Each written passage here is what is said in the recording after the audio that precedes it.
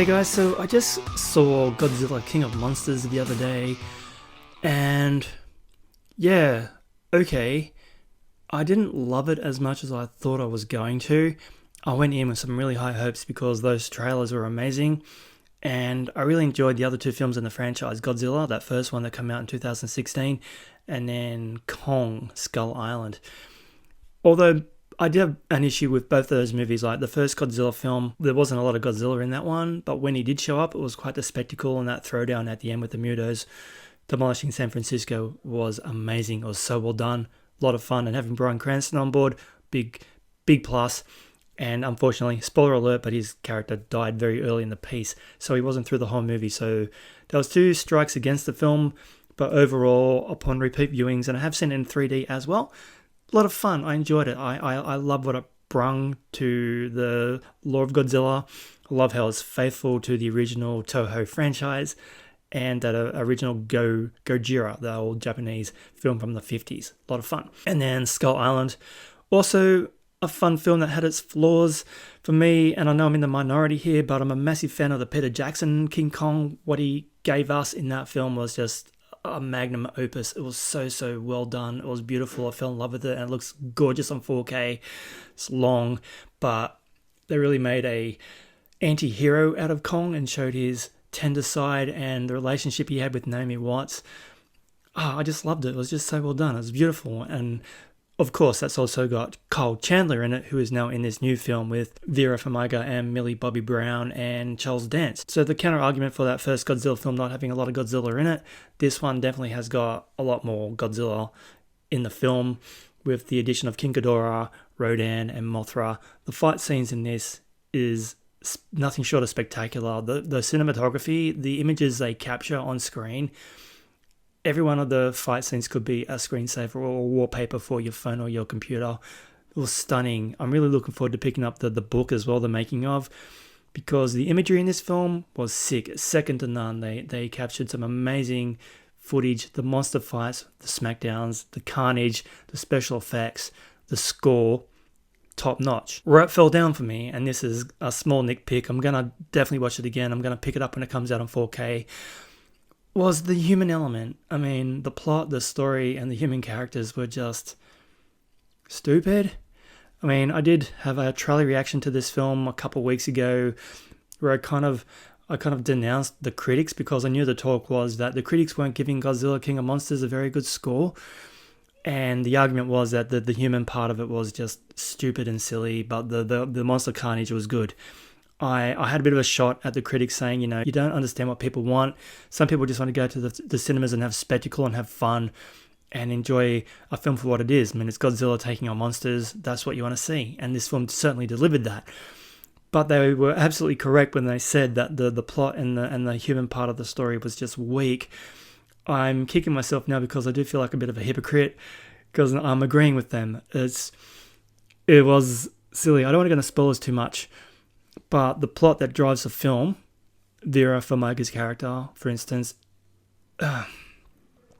stupid. To draw a mild comparison, like I said, I'm avoiding spoilers, was Thanos.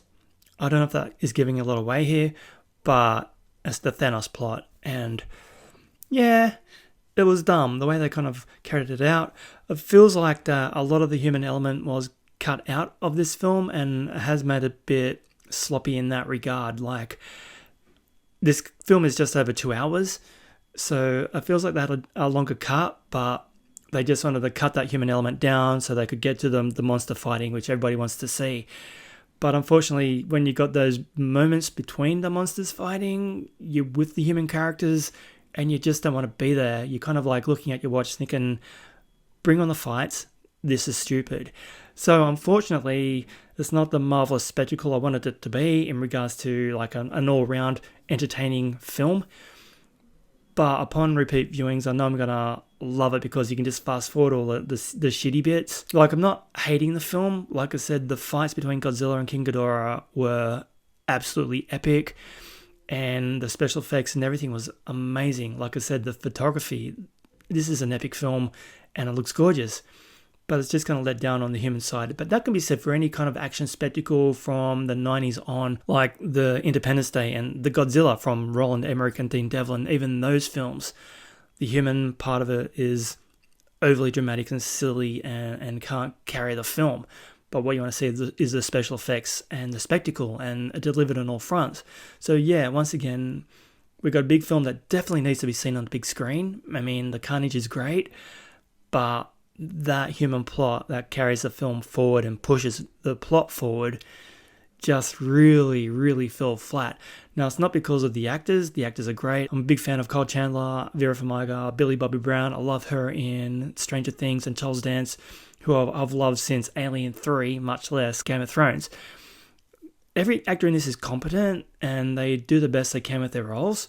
It's just, it really feels like it fell down in the editing a little bit, and the storytelling, like the plot, the whole reason behind getting the Titans out and fighting was silly. But in any case, it delivered on the action spectacle, and for that, I'm going to give it a big plus. I really enjoyed the film.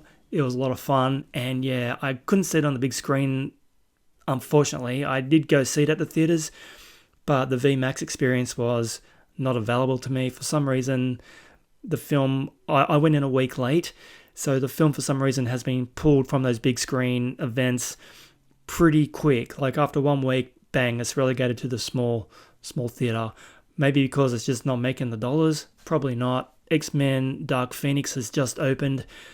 I don't know if I feel compelled to watch that one, but it definitely feels like they pushed Godzilla into the small theater, which didn't hurt. Like, it was still good to see it on the bigger screen, but that VMAX experience is where it's at, baby.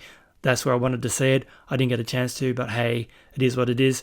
So I'm sure it's going to be out on 4K within a few months anyway, so I'm really looking forward to revisiting it on my big screen here. It's going to look gorgeous in 4K with that HDR polish, I'm absolutely positive. And yeah, I'm definitely going to do a back-to-back, watch Godzilla, Kong, and then King of Monsters, because the monster universe they're building up with Monarch as the central theme, like the team of scientists and archaeologists, the whole Monarch thing, I'm really enjoying. So I'm sure they're going to get better. Kong vs. Godzilla is next. I just read today that that film is going to be delayed. But with a spectacle like these kind of films, I want them to take their time with it, because the special effects are on point. Just get the story right. Just make it more fun in between the monster battles, because you got a whole film 2 hours long. It's not all monster battles. There's people talking and plot, character development. We've still got to get through that. We've got to get that part right, because if you're sitting there just looking at your watch, wanting to leave the theater because you're bored, that's not a good sign. But anyway, that's my review. I had to be honest. I really wanted to love it, and I could just sit here and lie to you and say, yeah, it was fantastic from beginning to end. It wasn't, but the monster fights are definitely worth seeing on the big screen. Anyway, guys, thanks for checking in. Catch you in the next one. Thanks for watching.